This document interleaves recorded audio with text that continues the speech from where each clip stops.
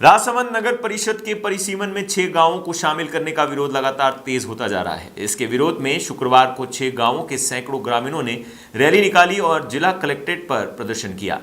प्रदर्शनकारियों ने जिला कलेक्ट्रेट को ज्ञापन भी सौंपा और कलेक्ट्रेट गेट पर जमकर नारेबाजी की। ग्रामीणों ने परिसीमन रद्द नहीं होने पर मतदान के बहिष्कार को आंदोलन को उग्र रूप देने की चेतावनी दी।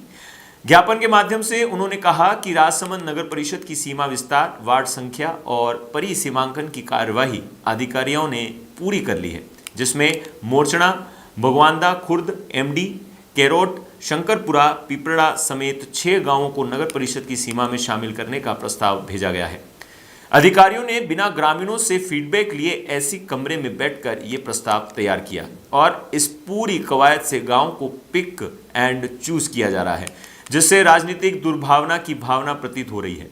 ग्रामीणों ने बताया कि नगर परिषद फिलहाल आर्थिक तंगी से जूझ रहा है। ऐसे में स्वतंत्र गांवों को नगर परिषद क्षेत्र में शामिल करने के बाद इनका विकास रुक जाएगा और छोटे मोटे कार्य के लिए ग्रामीणों को कई किलोमीटर का चक्कर काटना पड़ेगा। आज हम सभी ग्रामवासी जिनका नगर परिषद में लिया जा रहा है, हम सभी ग्रामवासी मिल करके यहाँ कलेक्टर साहब को ज्ञापन देने आए हैं और उनको अवगत कराने आए हैं कि हमारे जो गांव है जिनको नगर परिषद में लिया जा रहा है उनको नगर परिषद में नहीं लिया जाए।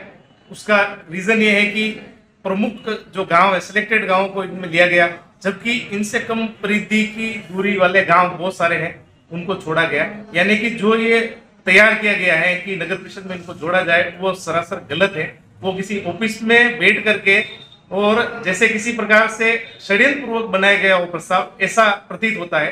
नगर परिषद आयुक्त ने जो प्रस्ताव जारी किया था उसको सही ढंग से देखा जाए तो उनके पास ये आदेश नवंबर में आ चुका था।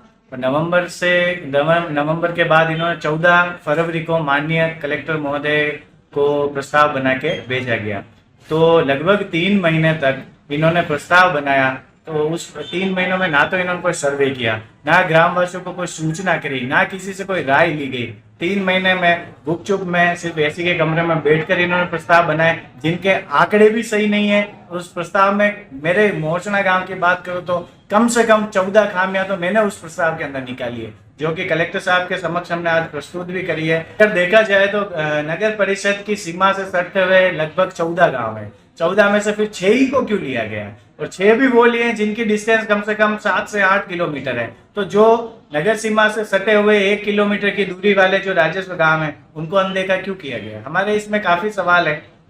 समय आएगा तब सबके जवाब भी दिए जाएंगे।